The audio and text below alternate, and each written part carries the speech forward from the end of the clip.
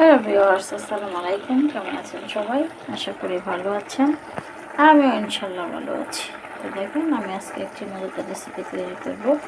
সেটা হচ্ছে শুটকি তরকারি।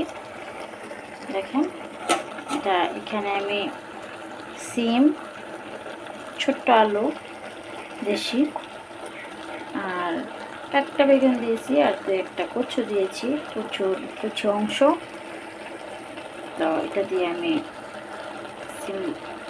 কী বলে এটাকে শুটকি তরকারি রান্না করতেছি, ভিজা শুটকি। আর এখানে আমি মরিচের ফাঁকি না দিয়ে এই যে আমি কাঁচামরিচ সবগুলো দিয়েছি। এই কারণে আমি কাঁচামরিচ দিয়ে এখন রান্না করি সব তরকারি। আর এটার মতো কচু দিয়েছি, একটা অল্প একটু তরকারি যাতে আঠালো হয়।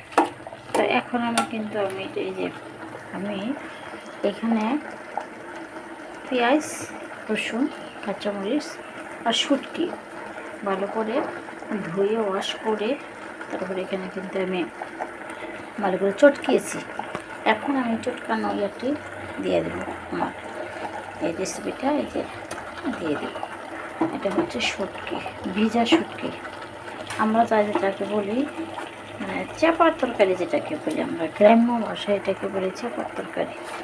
এক একজন এক এক ভাষায় বলে। আসলে আমরা যত গোছানো কথা বলতে পারি না।